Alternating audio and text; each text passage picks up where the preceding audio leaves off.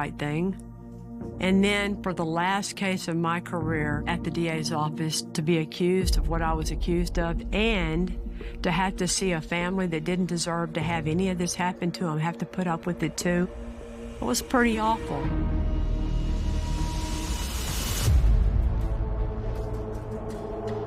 On January the 11th, 1999, the murder of Belinda Temple, who was 8 months pregnant with a little baby girl, shocked everyone in Katy, Texas, and changed a lot of people's lives. Prosecuting this case was one of the most difficult things I've ever done in my whole career. This trial made my life a living hell for a long time because I was accused of withholding evidence and sending an innocent man to prison. I couldn't believe it. Up until that time, no one said ugly things about me as a prosecutor. I was the golden girl. But on this case, I was not only fighting for justice for Belinda and her baby, I also had to fight for my own career and my own reputation. I felt sorry for myself. I got mad. I lost friends. But I tried to always tell myself just to shut up and grow up and suck it up, because the real concern here is what all this did to Belinda's family. They didn't just have to go through losing her and the baby and waiting for the charges to get filed and waiting for the trial to happen because of all the mess. They had to do it all again. And it was just really, really sad. So I think it's time for people to hear the truth of exactly what happened to Belinda's family and to me, to finally get that justice for Belinda and her baby.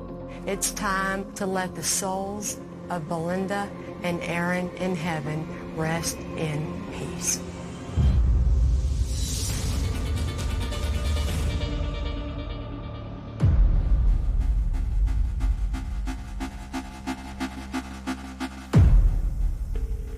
County 911 police car ambulance. Yes, somebody's broken into my house and my wife has been shot. Stay on the line for the ambulance, sir. Her brain is on the floor. I think she's already dead. She's 8 months pregnant. Around 5:30 in the evening, Sarge come in and told us they had a homicide at a location in Katy. When we first arrived at the scene, David Temple was sitting on a bench in the backyard, and his dog was loose. Temple's had a chow that was not real friendly. You couldn't get anywhere near the house. He wasn't going to let you in.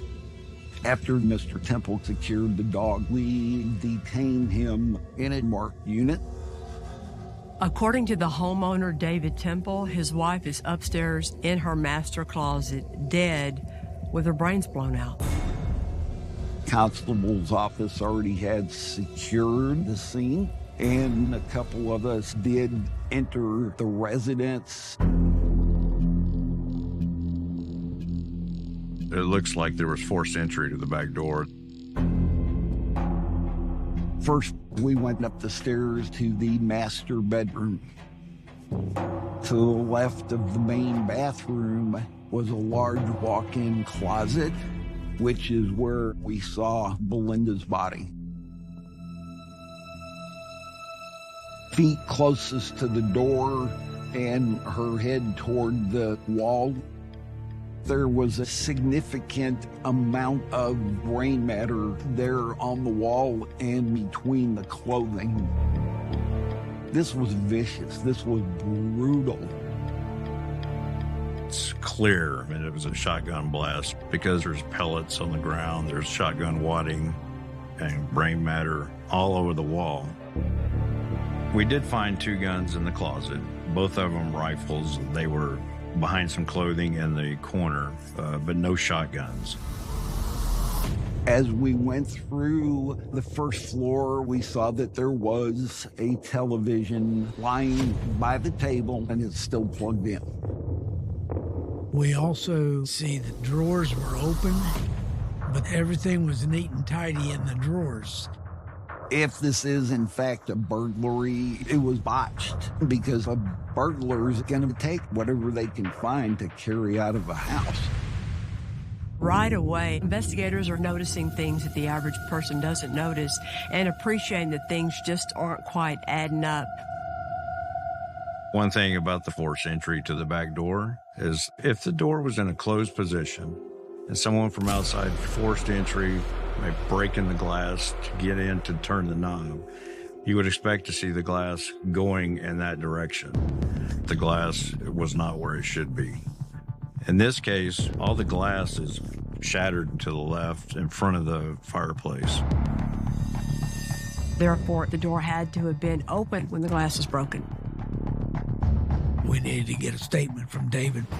He's supposedly the last to see her alive, first to see her dead. Was there somebody in between there? We don't know. So I took him to the station.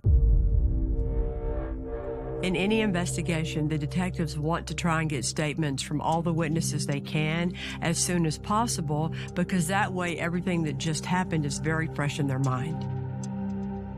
While I was talking to David, he certainly did not appear to be grieving. He had no tears in his eyes weren't bubbling up. He was cordial in talking with me back and forth. He went through the story. He teaches at one school, his wife teaches at another. His son was at a daycare, and he was sick. His wife had to go pick him up. David said she dropped by his family's house, and while there, she picked up some soup and brought it home. When she got home, she said she was tired. So David decides to take the child out to a park and then go shopping. I had asked him what park he went to. There's two different parks, and he was mixed up on what park he had taken him to. And then he said after they played at the park for just a short time, he went to Brookshire Brothers to go shopping. And then he went to Home Depot. After he left Home Depot, he went home. And as he's coming out of the garage, he notices the window is shattered on the back door. So he immediately picks Evan up, his son, and takes him across the street to his neighbor's house and tells him there's something going on at the house. Watch the child. 911, go ahead, ma'am. Yes, somebody has broken into my neighbor's house, and he wanted me to call you. Where's your neighbor at right now? Him and my husband went back to the house. Between the different things in the house not seeming to add up to a burglary and the holes in David Temple's story that just don't make sense, it's just natural that the detectives would need to ask him more questions. Now we go back in and talk to him, and we're saying, this doesn't look right. This doesn't look right. This is where he starts getting agitated. And I said, the only thing to really clarify this would be if you'd agree to take a polygraph, and that's where he stopped. I ain't doing that. I don't have anything else to say. I want an attorney. I think a polygraph is a tool to show you how cooperative someone really is. So if your wife and your unborn daughter have been brutally murdered, and you want to cooperate and you want to find out who did it, why wouldn't you take a polygraph? Why wouldn't you hurry up and take a polygraph so they can check that box and move on to find the real killer? And of course, I called the DA, and the DA said, yeah, we just don't have enough. Just because he doesn't want to take a polygraph's not a probable cause to arrest him. So we have to let him go. When David Temple walked out of the station that night, the detectives didn't know if an innocent man was walking out or a cold-blooded killer. She did not kick off her shoes. She didn't go up to bed and take off her glasses. She was killed before either of those two things happened. David Temple's family brings up a name of a brand new suspect. What's he doing up north that he's not telling us about? Or was he up there to possibly dispose of a shotgun? What are they trying to hide? And maybe there is way more to this relationship than he's ever told anybody, which, kind of gives you a motive.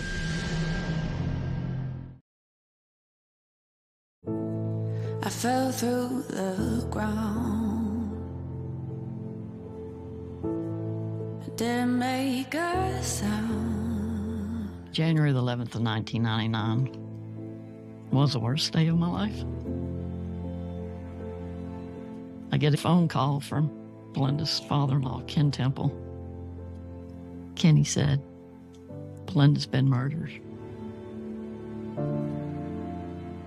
To get the news over the phone that your twin sister's been murdered,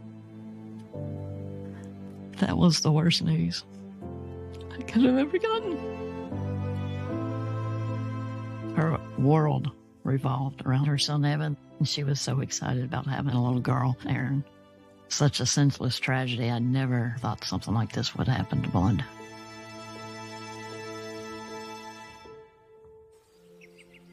By the next day, Belinda Temple's murder was the lead story because it was so unbelievable. This morning, the students and faculty at Katy High School are shocked and saddened by the death of teacher Belinda Temple, who was found shot in her home last night. There was a lot of news coverage with the students talking about how much they loved her. Even if they weren't in her class, they would go by, "Hey, Miss Lucas, how are you?" She would go into the gym and shoot basketball with them. She impacted everybody that she met. This case got a lot of press because Belinda was everybody's sweetheart.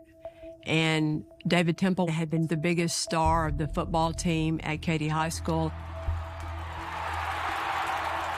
Everybody in town knew who he was. And so when they met each other at Stephen F. Austin, fell in love and got married, everybody liked them and loved that story.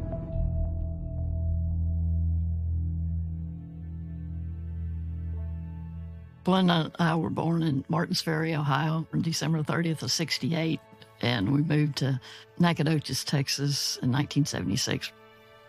When we were born, I was 2 pounds heavier and 2 inches longer than Belinda, but it didn't take her long to catch up, and she ended up being like 3 inches taller than me. So Belinda called me Shrimpy. We did everything together. We shared a bedroom. We shared birthdays. We liked playing softball growing up. Belinda would play first base, and I played second base, and we made a lot of double plays. We were very competitive. Belinda wanted to be a teacher, and especially go into special education. She wanted to reach out and help as many people as she could that had some kind of disability. Belinda and I met at college. Belinda and I spent an incredible amount of time together. We were roommates, and we also worked together, and then we went out together. When she first met David, I thought he was a pompous ass. He made fun of my accent and my kicking boots, so it wasn't the best first impression, but she was very happy, so, you just roll with it. When I first met David, I knew he was a big football star. He was very popular. He had the nickname Temple of Doom. David and Belinda both wanted to teach and coach, both athletic, both family-oriented. They both had the same goals. She loved him, and she was ready to be a wife. Belinda seemed so happy.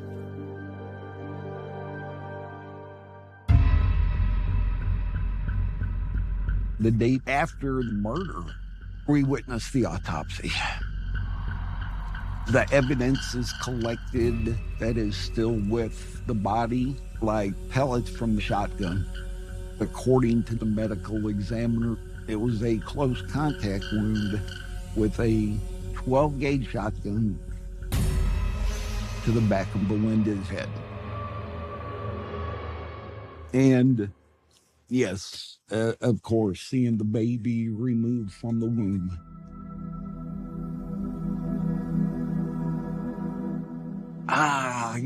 It's, hey, you're homicide, you're supposed to be tough, and you're supposed to... Now, if you got kids and this doesn't burn into your memory, something's wrong with you. Sorry. That'll never go away.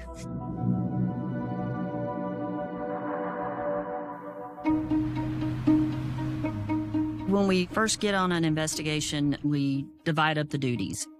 I went to Katy High School and started talking to Belinda's coworkers. I learned that they loved her, they loved working with her, she had the perfect family, she had the perfect marriage. As the detectives from the Sheriff's Department started to look deeper into Belinda Temple's life, her friends, her job, her marriage, what they thought the story was started to change. Tammy Harlan had been friends with Belinda, and she was one of the first people that I talked to tell me about the troubles between David and Belinda Temple. Tammy didn't like the way that David talked to Belinda. He said she was fat, and he did not talk well about her family. He called them a bunch of rednecks. He thought that his family was better than her family. Belinda did say, you know, he's kind of distant, and we've had some troubles. She said that they just stopped speaking to each other at home. And it was a couple of months that they did this.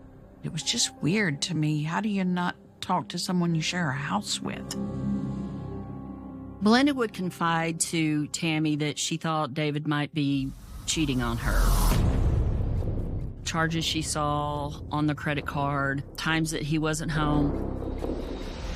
A friend of the Temples said that David may have been seeing another girl. Her name was Heather. She was a co-worker of David's, and there was a rumor that they had been talking in more than a friendly way.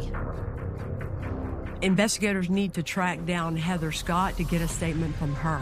If it turns out to be true that Heather Scott and David Temple are having an affair, that's going to cause more questions that need to be asked of David Temple. But at this point, David stopped cooperating with the Sheriff's Department. The next step is to look into his alibi by looking at that CCTV footage from Brookshire Brothers and at the Home Depot where he claimed he went that day. What doesn't make sense to the investigators is that David Temple chose a store 6 miles from his house when there's a grocery store much closer than that. Then they discover an important discrepancy. If he left Brookshire Brothers at 4:38 p.m. and got to the Home Depot at 5:14 p.m., that's a window of 36 minutes. But those two places are only about 10 minutes apart.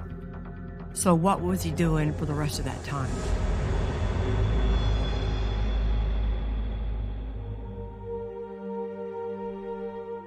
Belinda and Aaron were laid to rest at the First Baptist Church in Katy, Texas. Several hundred people came to her funeral. A lot of students, I believe they had actually closed the school down early so they could attend the funeral. Belinda's parents were there, and of course they're just devastated. They loved Belinda. They loved her. But David wasn't really crying. He wasn't really, he just sat there. I've never had a murdered spouse, so I don't know how you're supposed to act, but it's kind of weird. While the investigation is still in the early stages, David Temple's family brings to the Sheriff's Department's attention the possibility of another suspect. Riley Joe Sanders was the next door neighbor. He was going to the same school that Belinda taught at. And there was some initial information that there was hard feeling between him and Belinda. We needed to get some more information.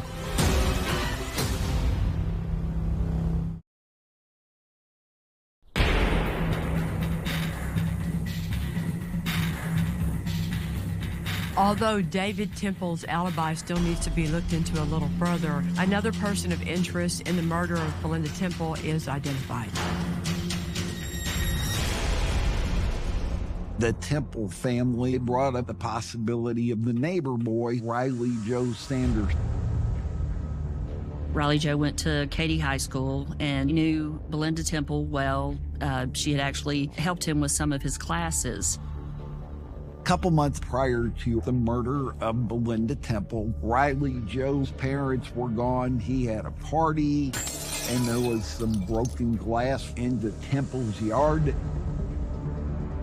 Belinda told his parents, "Your son had this party," and they grounded him. And so David Temple's family said, "You need to look at Riley Joe. He's got an axe to grind with Belinda." I went to Katy High School, and I found out that the day that Belinda was murdered, Riley Joe was gone for part of the day. We needed to talk to him and anyone he was with and find out what was going on. Apparently, Riley Joe had skipped his last class, and when confronted with that information, he said he was just at the house smoking dope with his friends. We talked to him at length about his relation with Belinda, and he said she was a good teacher. He liked her. We asked if he would take a polygraph, and he was really cooperative with us. He was underage, so we had to get his parents' permission to have him take a polygraph, and they were willing to do so. On all the high points of the questions, he did all right on them.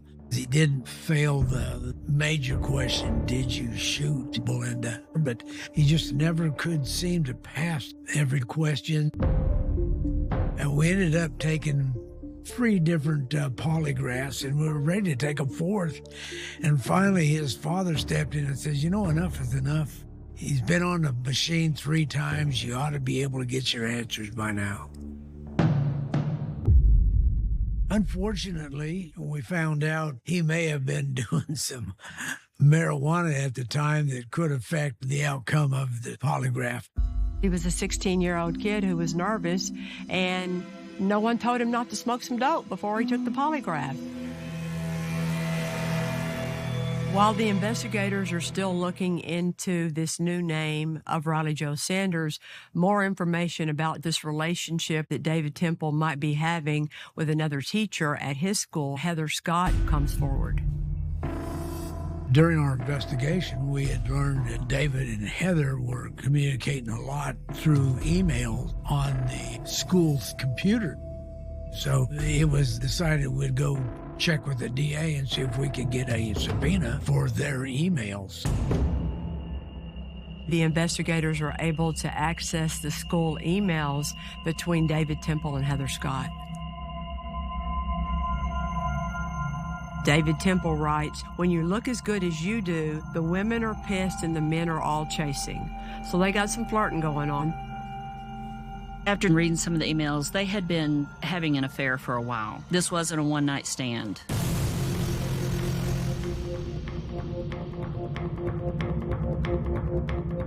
As a matter of fact, they had spent the weekend together New Year's Eve when David was supposedly hunting. We also saw that Miss Scott had sent out an email to David telling him he should delete his emails to her. What are they trying to hide? And maybe there is way more to this relationship than he's ever told anybody, which, kind of gives you a motive.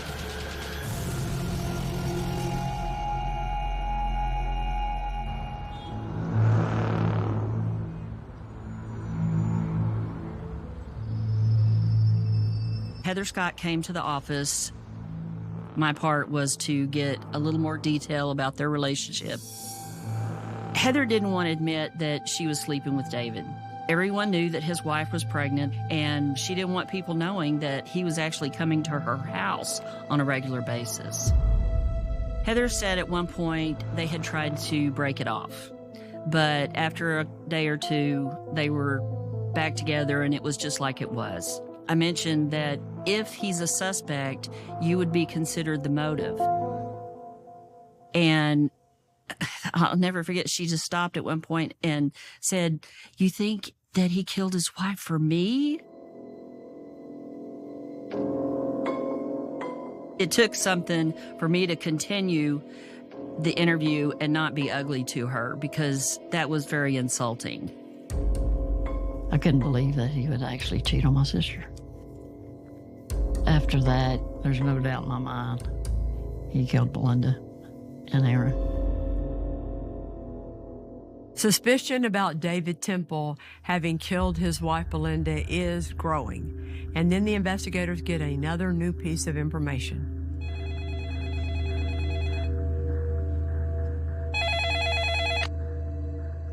We heard from an old classmate of David Temple, his name was Buck, that said he had seen David in the Katy area on the day of Belinda's murder. So we wanted to go out and see what kind of information he had. Around 5 on the day of the murder, Buck saw David Temple pulled up to the stop sign at Katy-Hockley cutoff. Buck had been traveling eastbound, and he saw David Temple southbound. He honked his horn and waved, but David didn't respond, possibly didn't even notice him. That was very significant to us because we had video from the Berkshire Brothers. We had the video from Home Depot.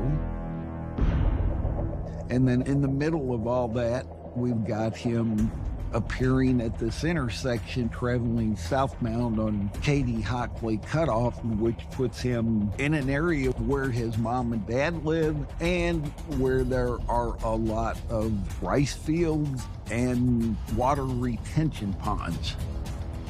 What was he doing up there? What's he doing up north that he's not telling us about? Was he up there to possibly dispose of a shotgun?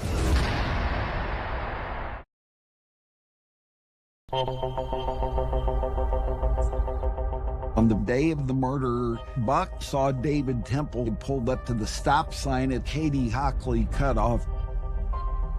What's he doing up north that he's not telling us about? Was he up there to possibly dispose of a shotgun?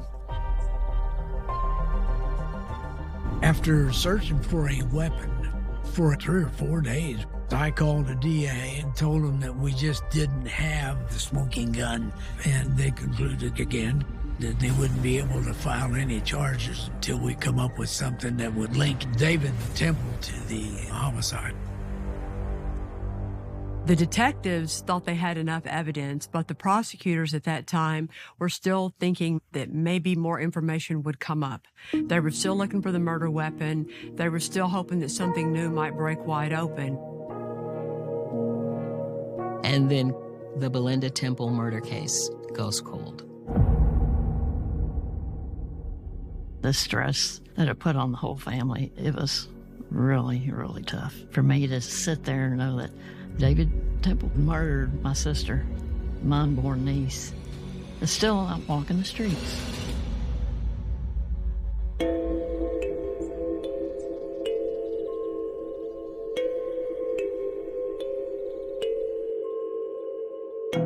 At that time, I was the victim advocate in the mayor's office. Belinda's parents, Tom and Carol Lucas, reached out to me for help. We had an organization called Crime Stoppers, and so we were eventually able to put out a reward. I went to the unveiling of a billboard. Tom and Carol were there. Belinda's friends were there. There was one person conspicuously not there, and that was David Temple. David was not out there trying to find who killed his wife and baby. David went on with his life. 4 months after the murder, David Temple sold the house that he and Melinda had been living in. He bought himself a new pickup truck, and then he bought himself a new house in Richmond, Texas. 2 years after the murder, he married Heather. Heather ended up being the person who raised Evan. Belinda should have been raising Evan. I didn't want to be around her. It's not that I didn't love Evan. I love Evan.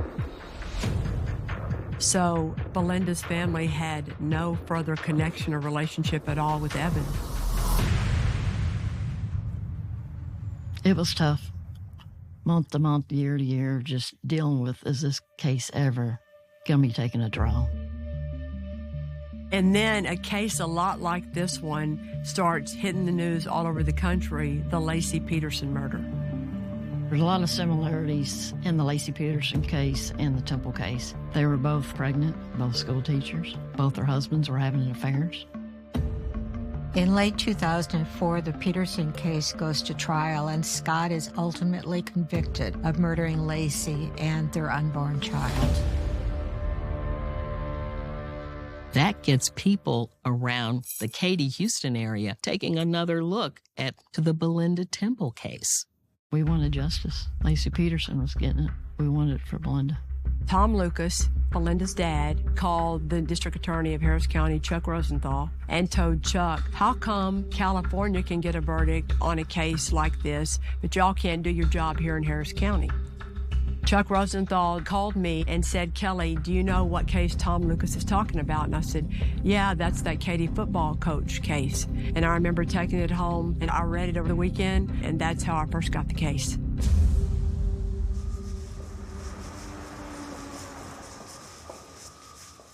Rhonda, how you doing? Kelly was a top prosecutor in the office. She had a great conviction rate for murder cases. Today, I would like to see the David Temple evidence. Oh, wow. It's a lot. Kelly Siegler already had a notch in her belt for getting a conviction in the Susan Wright case, a pretty high-profile, dramatic case. So here's his door. And then, you know how important this door was to that case? Kelly's marching orders were to take a look at this case with a fresh set of eyes and see if she thought that there was enough there to move forward with an indictment. So here's his boxes. Oh, wow. These three right here? Yeah. All right. Thank you, Rhonda. Uh-huh.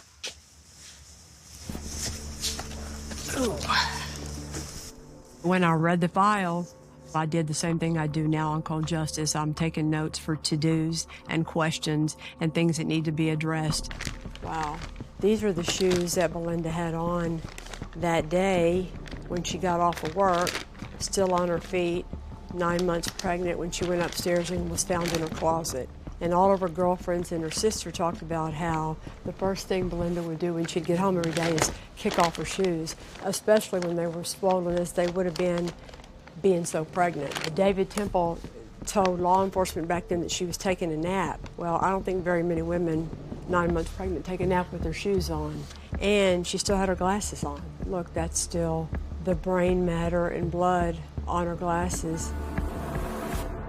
The timeline was always the big thing to make a jury understand in this case. Using the initial statement David Temple gave the night that Belinda was murdered, along with all the reports and everything gathered by the sheriff's department up until this point in the investigation, this is what was known at the time I started working on the case. David Temple said that Belinda stopped at his parents' house to pick up some soup and then got home at 3:45 p.m. Then she went upstairs to take a nap. David Temple says that Evan started to feel better, so he took him to a park to play, but he doesn't remember which park it was.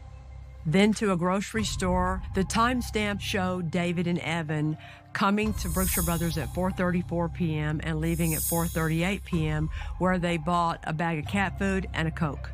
Next, David Temple said that they drove to the Home Depot, which is about a 10-minute drive from Brookshire Brothers. But he and Evan weren't captured on the Home Depot video until 36 minutes later, which makes no sense. Until Buck Bendeman comes forward, who says that he sees David Temple up in the area north of Home Depot and Brookshire Brothers, close to the house where he grew up, close to all the rice fields, at around 5 p.m. at the intersection of Morton Ranch Road and Katy Hockley Cutoff. Katy Hockley Cutoff, Morton Ranch Road intersection. Why didn't David Temple mention that? And what was he doing up there? Buck Bendeman is the key to this case. And then you throw in the staging of the burglary, the motive for the affair, and I got all finished with it. And I thought to myself, I would file this case right now. This case is like the pinnacle of circumstantial evidence cases, and a lot of prosecutors want more than that before they'll do their job. To me, circumstantial cases are beautiful. There might be more work required to tell the story as opposed to a DNA case or a confession case, but they're the best cases there are because the truth is in the details. Just after Thanksgiving 2004, 5 years after Belinda's murder, I said, all right, let's call the sheriff's department and let them know it's time to arrest David Temple. That was a great day in all our lives. Mr. Temple was pulled over on his way to work. I would have loved to seen his reaction when they put him in that patrol car. And as we're driving downtown, all I said was, you know what this is about, right? And he said, no, what? I said, Belinda. He's like, you got to be kidding me. This crap's been going on for almost 6 years now. He was taken into custody, and he quickly bonded out. Temple family, who's of means, realizes once Kelly Siegler gets involved, we got to make sure that we're going after the best defense, and that's Dick DeGuerin. I'm an innocent man, and I have all the faith in the legal system. Doesn't get any better than hiring one of the most famous attorneys, not just in Houston, not just in Texas, but nationally. He's a fantastic attorney. He's one of the best. And him and Kelly going at it is a sight to see. When I tried the Dora Goldberg case, gone up against Dick DeGuerin, the trial lasted 4 weeks. And I lost 10 pounds, but I learned more in that trial watching him at work than I ever learned in my life. And the funny thing that nobody knows is right after the Dora Goldberg trial, he told me, you know, Kelly, you ought to run for DA. You did a good job. But by the time we went to trial on David Temple, I had tried and won a couple of other cases against Dick DeGuerin and his firm, so he didn't really like me as much anymore. Because if anybody was going to put this puzzle together and then actually prove it to a jury, it was going to be Kelly Siegler. It was going to be the battle of the Titans.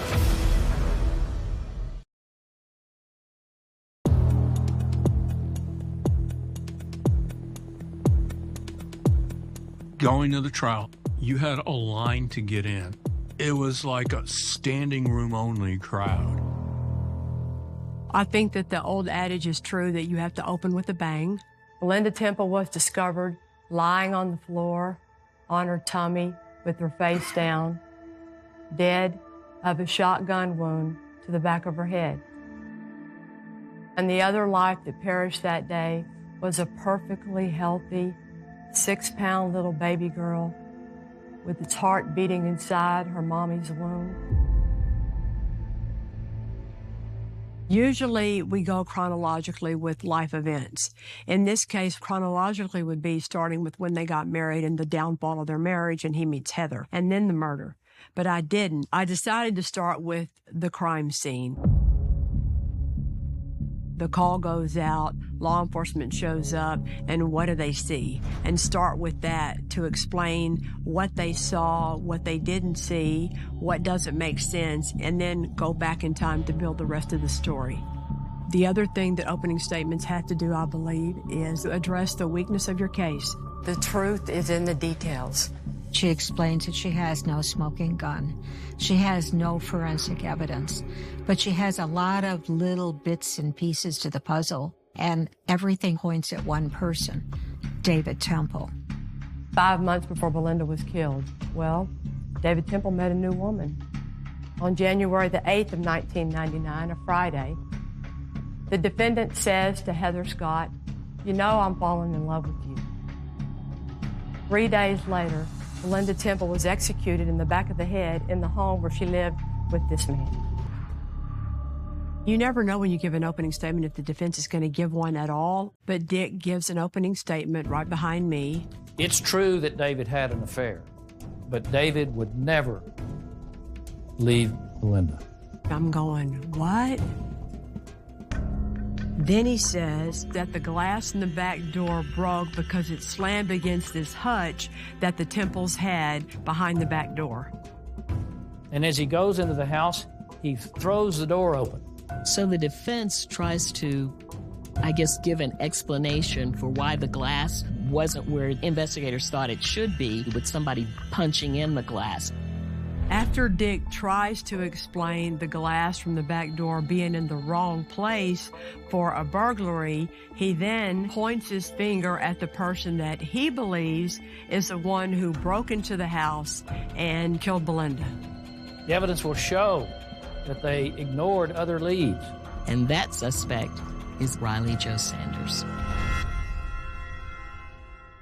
Opening statements end, and the prosecutors start calling their witnesses. I questioned Dean Holtke a lot about all the evidence at the scene, all the unusual things that he saw, but we spent an extra amount of time with him talking about the way the glass was spewed from the door once it was broken. The glass was all facing in an angle consistent with the door being open. Because if the glass had been shot with the door shut, it would have gone straight ahead. On cross-examination, Dick tried really hard to pick apart Dean's theory of why that glass ended up where it did. He was trying to say David came in like a linebacker and threw the door open. If the door slammed into the hutch, which there's no evidence that it did, because there was little figurines on this hutch that they weren't falling down, you would expect if the door hit there, you'd see a bunch of glass right there. Besides the evidence having to do with the glass, another huge piece of the case had to do with the Temple's dog, Shaka. And there was a lot of testimony from a lot of witnesses about how vicious that dog was. Dick DeGuerin was trying to tell us that David had the dog locked up in the garage while he was gone that day. But why would he do that with his wife in the house? I mean, that's her protection. If Shaka had been in the backyard that day, there is no way any burglar would have gotten into that house to get to Belinda. Don't you think that if David Temple could have said back in 1999, well, the burglar got into my house because my dog was in the garage, he would have said it. The dog was in the backyard, and how in the world did a burglar ever get past that dog? Then we got into the interview that was done with David Temple the night of Belinda's murder. The beautiful thing about Chuck Leitner's interview of David Temple is that David Temple is locked into his story. The problem with his story is that even though he's on videotape and we know when he was at the Brookshire Brothers and at the Home Depot, there is an extraordinarily long period of time between those two places. That's when we call Buck Bendeman to the stand. I argued to the jury, the reason Buck Bendeman saw David Temple is because David Temple drove where the rice fields are to get rid of the shotgun, and as he's coming back to hurry up and alibi himself, that's when Buck Bendeman saw him. When he leaves here at 4:38 and he gets to Home Depot at 5:14, that's 22 plus 14, that's 36 minutes unaccounted for. And it just so happens to coincide with the coincidence that Buck Bendeman sees him at that intersection in that time period. After we got all through presenting the evidence having to do with the timeline of that day when Belinda was murdered, then we moved on to the part talking about motive. We tried to make the jury understand the relationship between Belinda and David Temple, who they are, what their marriage is all about, and we did that through bringing in Temple's, at the time, very best friends, Quentin and Tammy Harlan.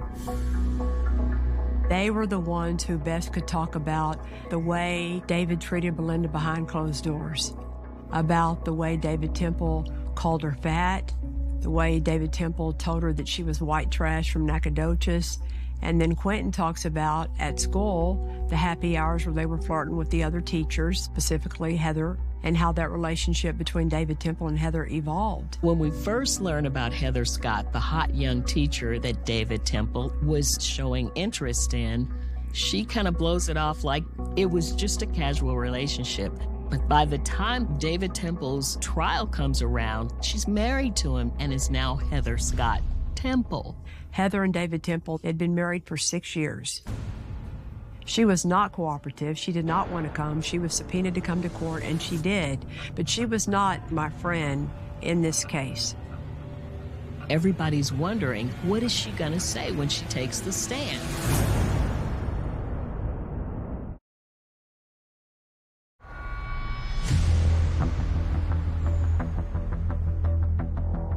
You have a marital privilege if conversations you have are said while you're married. David Temple was not married to Heather at the time the murder happened. She takes the stand, and I have to pull the words out of her to get her to answer the question. The answers came eventually. I think the significance of her is the motive. She admits that they were flirting heavy. She admits that he tells her he loves her on Friday, 3 days before the murder. She talks about Valentine's Day after the murder. They're doing the roses and chocolates thing. They get caught being seen out at dinner with each other. She even acknowledged that he wasn't crying and sad. And then I called a witness that I never knew I was going to have. An opening statement. Dick brought up that David Temple only ever owned a 20-gauge shotgun, and that made the news. A man named Clinton Stockdick, who grew up with David Temple's younger brother, called in, and he told me about how he hunted with the Temples his whole childhood, and he was mad that David Temple would try to say that he only ever owned a 20-gauge shotgun when Clinton Stockdick knew better. But I had a new witness, and I remember all the Temple's family's faces. They were mad. I rested my case, and then Dick began presenting his case. Dick DeGuerin tries to refocus the jury. And so he talked about the hutch. Well, what he didn't know is that Tom Lucas had the hutch at his house. So we let Dick do his thing, and then Dean drove up to Nacogdoches and got the hutch and brought it back. And then we put it in the courtroom to blow up their theory. You can imagine the surprise in the courtroom, particularly from the defense. I'm sure they never expected to see the hutch again. And Dean's able to show how the dings on the door don't match the dings on the hutch, and the hutch has nothing to do with why that glass is broken. Then Dick DeGuerin makes a bold move. He puts David Temple on the stand. You don't normally see defendants charged with murder taking the stand, especially someone who's charged with murdering his pregnant wife. Maybe the thought was David Temple's Mr. Clean Cut. And if he does a really good job testifying for himself, it might cause jurors to have doubt. David Temple does a really good job on direct, maintaining his composure. You don't see any flashes of temper. He speaks wonderfully of Belinda and of Evan and of Heather. Then Kelly stepped up to cross-examine David. I was just hoping to poke a few holes in that veneer. Watching Kelly was like watching a shark seizing onto a prey. Kelly laid out the timeline and really grilled David on where he was and what he had done on the day that Belinda was murdered. I asked him all the questions everybody wanted to know. Why'd you take your son to the park if he was sick? Why did you go to that store that was 6 miles away? Why did you feel the urgent need to buy cat food and a Coke? Why'd you go to Home Depot? Because you didn't buy anything or even look at anything in the store that day. He didn't have answers. I asked David Temple about Buck Benjamin, but David Temple kept insisting that he went straight to Home Depot when he and Evan left Brookshire Brothers. An interesting moment in the trial was when Kelly Siegler asked David, "You were trying to save the life of your wife and your baby. Why didn't you have any blood on you?" Don't you think if David Temple really happened upon the closet and found Belinda on the floor in her own pool of blood, and there would have been a speck of blood on his whole body? He says he checked her pulse, her carotid artery. You know how to do CPR? Yes. Okay, I want you to do CPR for that baby. Okay. Okay? Yes. But there's no blood on him. How is there not a speck of blood on you?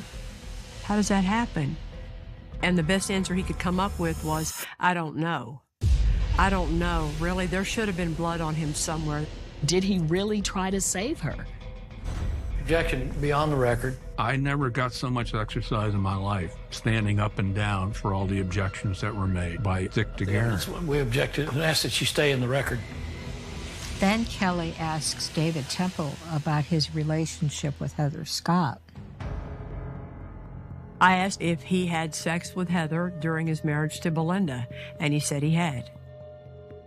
That New Year's Eve weekend, telling Heather that he loved her on Friday, and golly, a burglar's burglarizing his house 3 days later and his wife ends up dead. The questions Kelly's asking, he's setting the scene. She's showing what was going on in the Temple household between David and Belinda in the weeks leading up to her murder. It was quite a sight to see. David Temple doesn't like being challenged by anybody. David Temple thinks the world revolves around him, and to have little Kelly Siegler, this pit bull, just firing off. I think that the points that I needed to make were made. You just can't ignore the coincidences. When David Temple got off the stand, I'm pretty sure he was glad that was over. Throughout his whole case, Dick DeGuerin kept coming back to the idea that Riley Joe Sanders, the kid living next door, was the person who killed Belinda Temple. So then Kelly calls a surprise witness. We called Riley Joe Sanders as a rebuttal witness.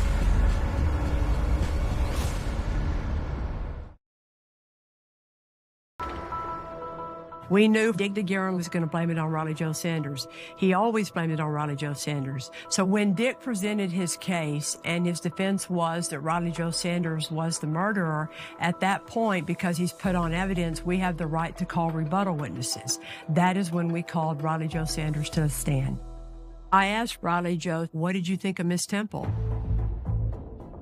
And it was clear to everyone in that courtroom how much he liked Belinda as a neighbor, as a lady, as a friend, and as his teacher. He understood why she told his parents he was skipping so much school. It was clear to everybody in that courtroom that this 16-year-old kid had cooperated completely and had no motive in the entire universe to want to kill Belinda Temple. Riley Joe Sanders talks about how it felt when he heard Miss Temple was killed, how it felt to be blamed for it, what he went through. It was wonderful. The 16-year-old neighbor kid they want to blame it on obviously didn't do this, blew up in Dick DeGuerin's face, and it was a beautiful thing to watch. After Riley Joe Sanders testified on rebuttal, of course, Dick was able to cross-examine him. But yet he never asked him the million-dollar question, did you kill Belinda Temple? Are you the one who fired that shotgun into the brain of Belinda Temple and her unborn baby? He never asked anything close to that. Why didn't he? I think we all know the answer to that.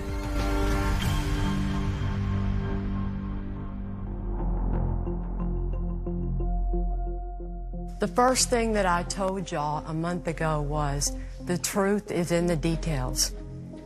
The truth is in the details. And what that means is the lies that this man told and the things that he chose not to say, the actions that this man took and the actions that he chose not to take are the little pieces that are the truth.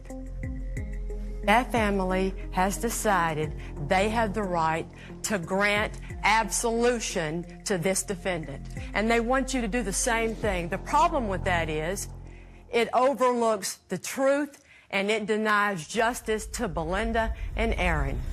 That was the longest final argument I ever gave. It was over an hour long, but this case, to me, had so much detailed circumstantial evidence, and I needed to remind the jury of all those details one more time so that they could try to remember all of them when they went back to deliberate. Buck Benjamin is circumstantial evidence because he's got no reason to lie. And the circumstance just happens to fit during the time period that David Temple forgot to tell the police about in between Alibi 1 and Alibi 2. And what Buck Benjamin said 9 years ago, remember, was he didn't know David Temple or what he drove after high school. Medium blue, short wheelbase, single cab, Chevrolet, 91 or 92 truck. Got it exactly right. There was nothing Dick DeGuerin could do about it because that is a circumstance that's unchangeable because it's the truth. And Mr. DeGuerin tells you that the explanation for all this circumstantial evidence is that Riley Joe Sanders is the killer. Riley Joe Sanders wants to kill Belinda Temple because she told his parents he was missing a lot of school for his own good, or because there were some broken beer bottles out on the street one day. Mr. DeGuerin wants that to be a reasonable doubt.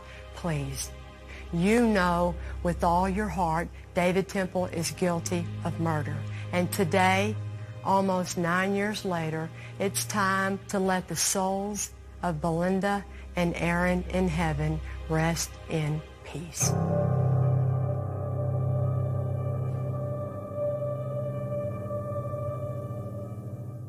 It was a very scary situation. I had no idea what to expect. It's hard to predict. You've got 12 people trying to decipher a very difficult case without a I got you moment. I'm hoping that they see what we see, that David Temple was the only one who had the motive and had the means and wanted to kill Belinda. The trial lasted for about a month. The jury came back in just a few hours. Mr. Foreman, I understand you have a verdict. If you'll pass it to the bailiff, please.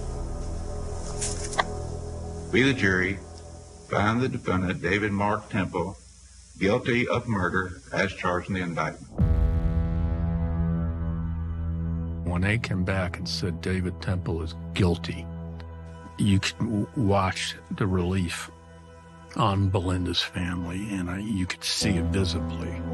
Temple family was just dumbfounded. They were floored. I mean, they stormed out.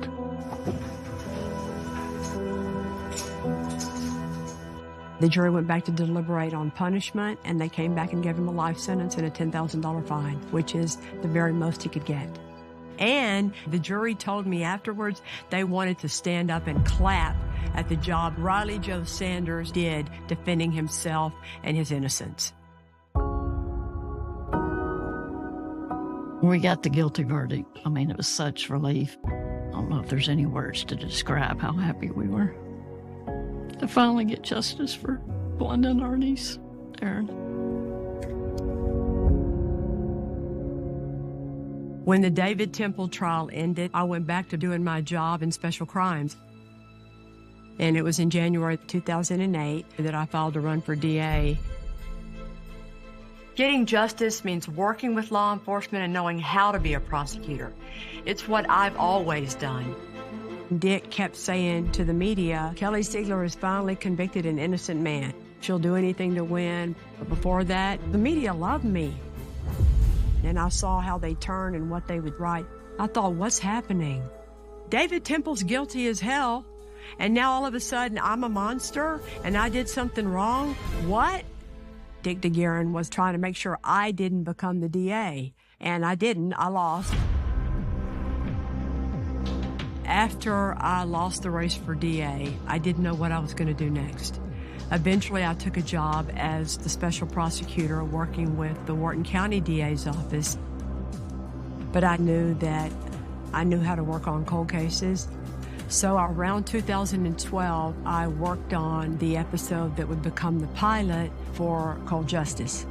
It felt good. That was what I knew how to do. That was what I was good at. And then the Temple case started up all over again. 8 years after David was convicted, the defense announces that they have a new witness come forward. And that witness can prove that David Temple is innocent of Belinda's murder.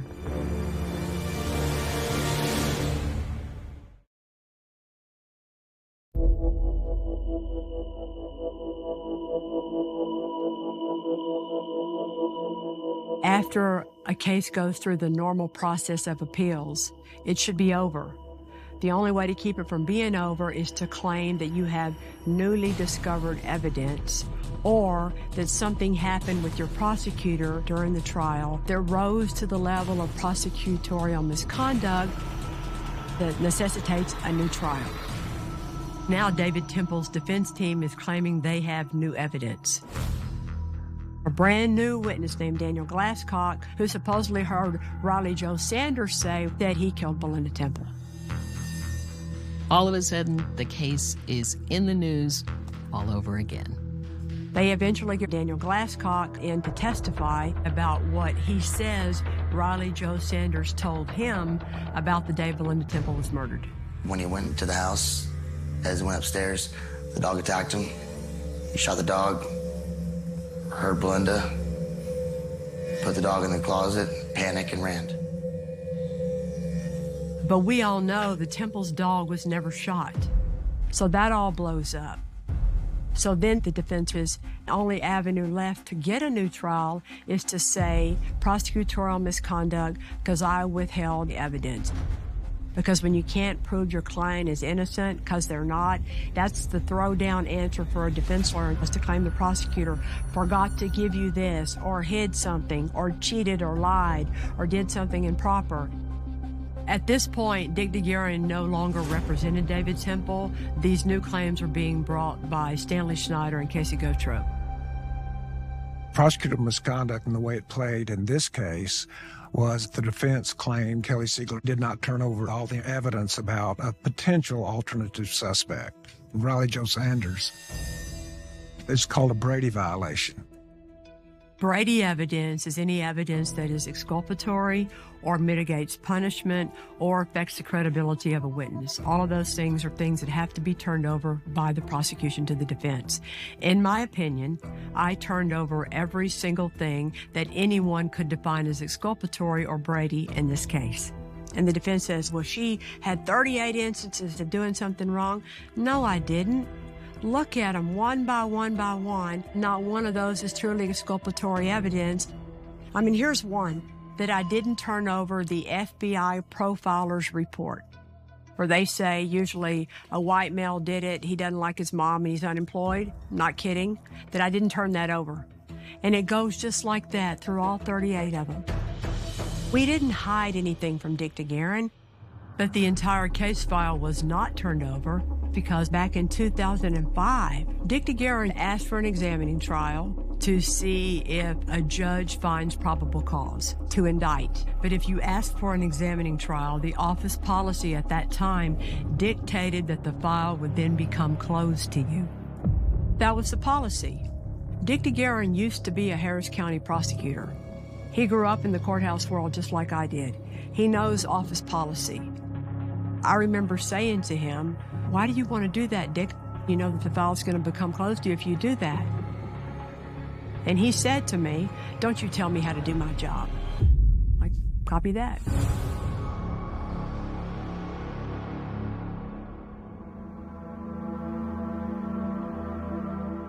On my left is the complete investigative report. This was never seen. You know, what can you do? You just have to kind of suck it up and take it. And I was also trying to be strong for Belinda's family, because they would call me going, Kelly, what are we going to do? And now there's another hearing called about whether or not David Temple should get another trial. I was called to testify to explain all of my actions while I handled this case and to answer all the accusations that I hadn't given them certain pieces of evidence. Many people told me, you need to have a lawyer. And I thought, why? I didn't do anything wrong. I'm not going to walk in that courtroom like a defendant with a lawyer. But you know what? I was treated like a defendant, exactly like a defendant. I testified for 5 full days. And on December 2016, the Texas Court of Appeals grants David Temple a new trial. The ruling came down that there was going to be another trial based on prosecutorial misconduct. I just couldn't believe it. I was mad. On the Court of Criminal Appeals, 4 judges voted that David Temple gets a new trial. 1 judge concurred with that. 3 judges said no, and 1 abstained because he used to be a prosecutor in our office. So that's how close that ruling was to make the proclamation and the finding he gets a new trial.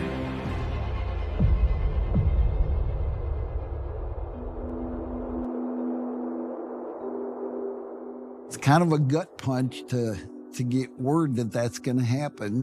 Back in 2007, when we got the guilty verdict, I thought it was over. He was going to prison for life, and I could go on with my life. I never thought that the ruling would ever be overturned. Never would have dreamed that could have happened. I remember all the accusations about all that evidence that I supposedly didn't disclose and hid. And you would call me, and we did tell him. It came out in the trial. Yes. It was all a bunch of smoke and mirrors. I wanted justice for Belinda and Aaron.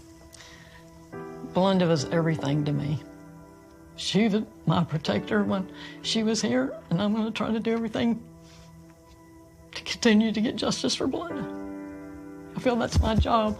The frustrating thing is all that you've been through and what all you had to go through with the criminal justice system and how it let you down and how we let you down. You did not let me down, Kelly.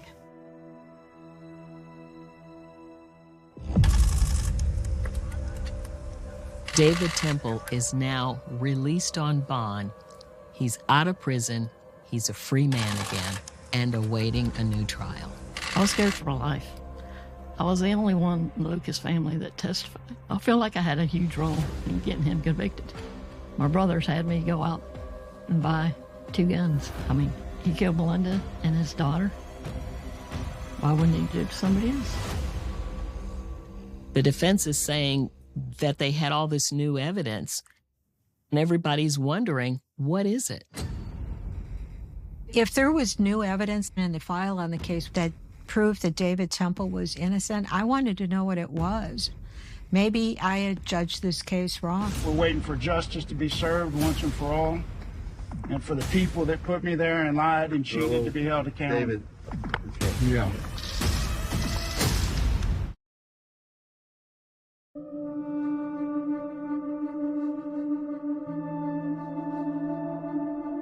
When we were waiting to hear who was going to be the prosecutor for their new trial, I was very worried that somebody wouldn't appreciate all the details to the case. And David Temple may be walking free and have gotten away with 2 murders. So when I heard that the case had been assigned to Lisa Tanner and Bill Turner, I started crying because I was so relieved. Bill Turner's a guy that a lot of us have learned from. Lisa Tanner was more of my companion. We grew up together as prosecutors. She is phenomenal in the courtroom.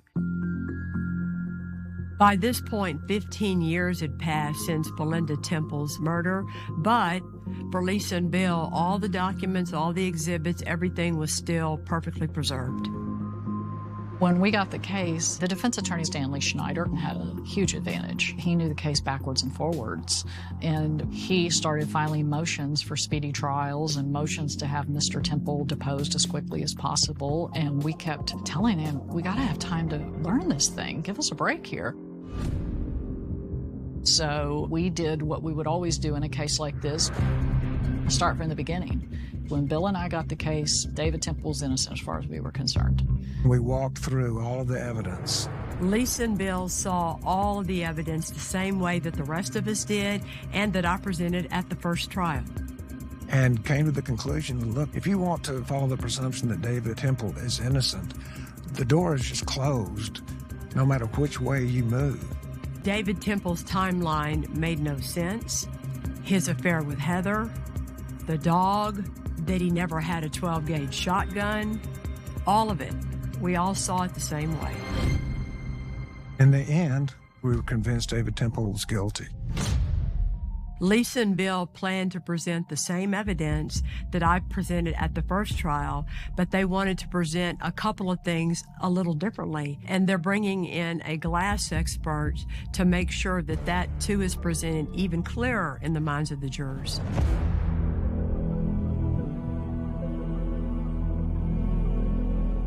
In the new trial, the first thing we did was looked at the home invasion part of it. It just didn't make sense. I think there's all kinds of reasons to show that David Temple killed Belinda Temple as soon as she got home. On the night of the killing, David Temple said he drove into the garage, shut the door, got his son out, put him on a bicycle because he was just going to go tell Belinda they were home. Same as in the first trial. We were able to show that there was no room to ride a bicycle with two cars in a two-car garage and the door down. So that didn't make any sense. And then we called Angela Vielma. She testified in the first trial. What was significant about Angie was the timing. Angie was a girl that lived in the neighborhood several blocks away. The day the murder was committed, Angie had a fight with her boyfriend, and she decided that she was going to leave and go to her friend Roseanne's house. And Roseanne lived across the street from the Temples. Angie started walking, but she had to stop before she could pass the Temple driveway because David Temple was pulling into his garage. And she had the time pegged almost exactly at 5:25. That ends up being important because David Temple's statement was that at 5:25, he got out of his car, put Evan on a bicycle, took a few steps into the backyard, saw that the door was broken open, grabbed his son, and ran across to the Ruggieros. All of those things would have drawn the attention to anybody. But Angela walked by their house at 5:25, just walked across the street just a few hundred feet, and then sat on the porch for 10 minutes, and none of that happened. The next time David Temple is seen is around 5:35 p.m. when he takes his son over to his neighbors, the Ruggieros, prior to calling 911. Somebody's broken into my house and my wife has been shot. So that put David Temple in the house for approximately 10 or 11 minutes. It is our position that for 10 minutes, David Temple was staging the house. He made sure things were just right before he let third parties know that this had happened. And then we felt like the jury had to hear the situation with the dog. There's three places Shaka could have been. Shaka could have been in the garage, Shaka could have been in the backyard, or Shaka could have been in the house. As the garage door was going down, Angie told us she saw David Temple's legs walking beside the truck. One thing that was significant to me was she saw his legs, but she didn't see a dog. So Shaka was not in the garage because he would have been right there with David Temple if he had been in the garage. Also, in the crime scene pictures, you see a bowl full of wet dog food. And I have big dogs. I know how big dogs are.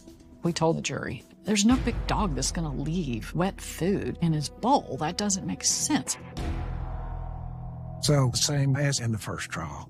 And if the dog was in the backyard, no stranger's going to get by that dog to get to Belinda.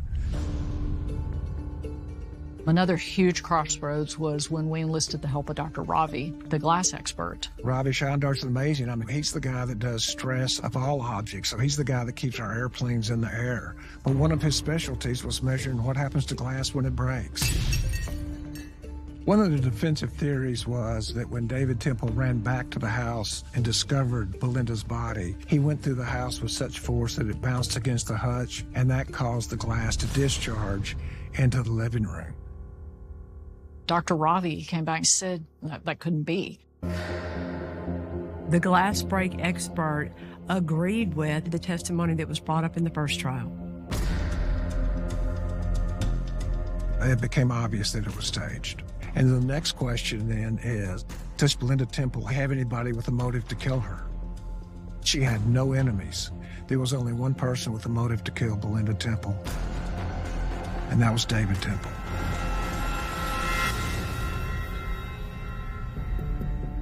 Just like in the first trial, Lisa and Bill knew that they were going to have to call Heather Scott Temple to the stand. During the first few days of the trial, we find out that Heather filed for divorce from David. Wow. What timing.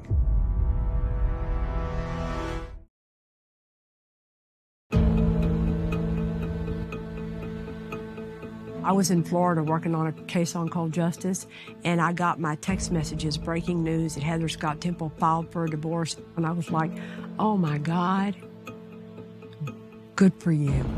Good for you. The issue is, okay, how does this influence her testimony? Is she going to stick with her original testimony? Is she taking an opposite position? Is her motive now to try to hurt David Temple? Did she hold something back in the first trial? Is she going to tell us now? No one had any idea what she was going to say this time. The hope was maybe there was some other little piece that she had always known but didn't come forward with that might come up in the second trial. But she was consistent. She told what she knew, and she did what she needed to. I think all in all, the way she testified at the first trial was accurate as to what the testimony was at the second trial, so we had no indication that her divorce influenced her testimony.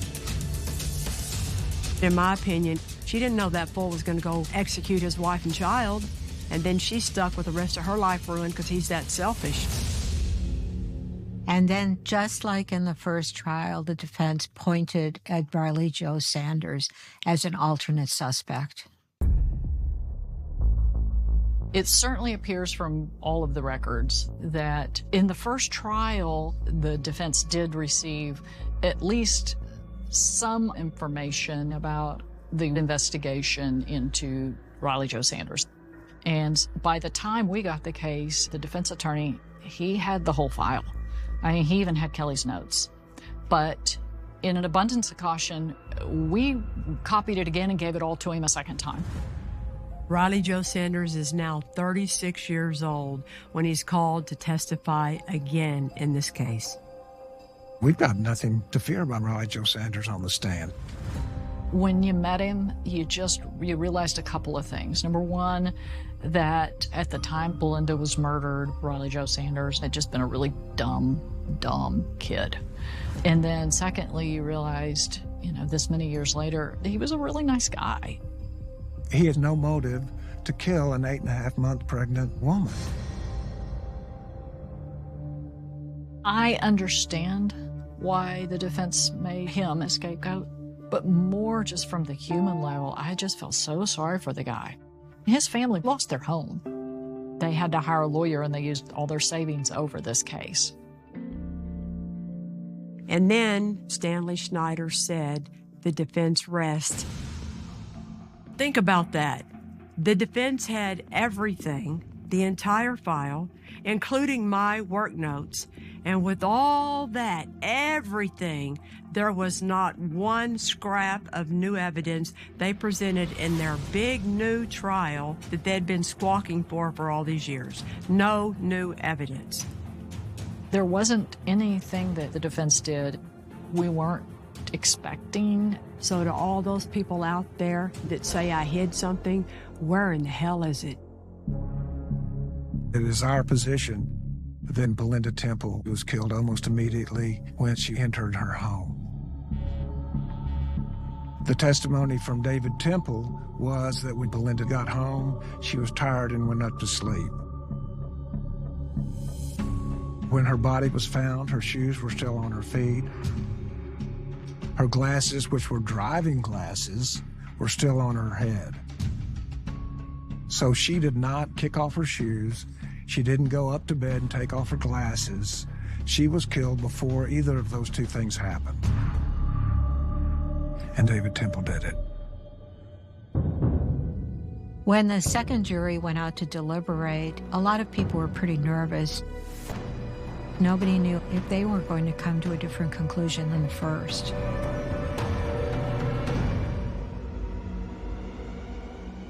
I was working a case in Fort Myers, Florida, and I got a text message. He's guilty again. And I went to my room at the hotel and started crying. It was the exact same case and trial and evidence, and he was just as guilty as he was in 2007. I wanted to scream, I told you. It was relief, and it was anger. The immediate things that came to my mind are justice for Belinda Temple, justice for the Lucas family, justice for Riley Jo Sanders, justice for Kelly Siegler.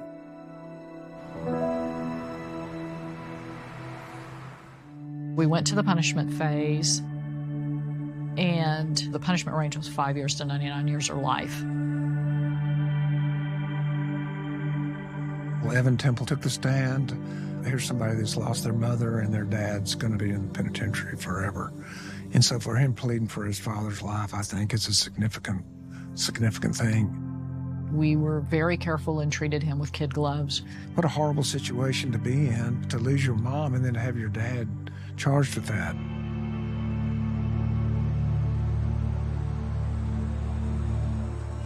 Finally, the jury sends a note that they're deadlocked.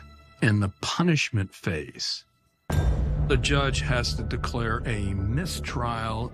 So now we're waiting for a retrial on the punishment phase of someone who's been convicted twice of murder. It broke me. It broke me.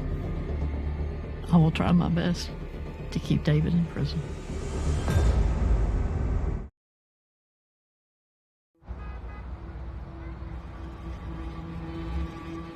What happens in March of 2020? COVID. Everything's shut down.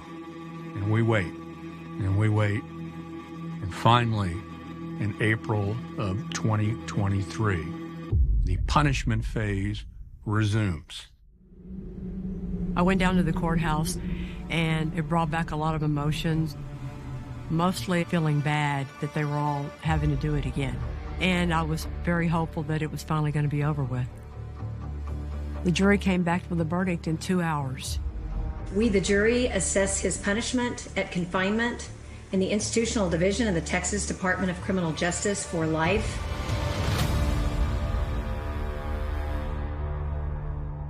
The jury came back with the punishment of life in the penitentiary as well as the maximum fine of $10,000, which meant that the jury was outraged. I mean, there's no reason to fine somebody if they get a life sentence, right? You made a decision to kill Belinda. That was all your decision. I want you to think about that the rest of your life when you sit in prison or rot in hell. 3 trials, 3 juries, and finally, David Temple is back where he belongs. So much relief, so much being able to just say, thank God, finally, it's over. You want to see all your cases cleared, but some of them are going to touch you in a different way. I have never in my career ever seen a case like this. I hope to hell I never see a case like this again. Disappointed by David Temple's sentence, the defense team plans to appeal on several grounds. It's not over till it's over. I already booked my appointment with the parole board, dude, and we're all going to be there, and you ain't getting out.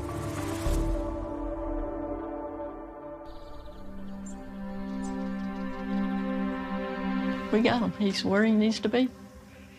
If you could say whatever you wanted to say to David Temple today, what would you say? You didn't have to do this. Could have gotten a divorce. David, you robbed Evan and Aaron of a wonderful mother. What would you say to other family members out there? Just never give up. I mean, it took us over 24 years, but we did get justice for Belinda. Just don't give up. I feel like this case would still be cold if you wouldn't have went forward with this case. I truly believe that, and I love you for that. I've told you before, you remind me of Belinda a lot. With your determination, your heart of gold, I love you, Kelly. For you to tell me that, there couldn't be a better compliment. All right, baby. Bye.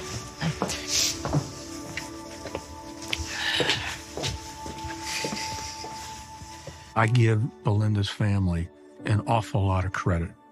They never backed down. They sought justice, and they were there every single day for 3 trials, 24 years.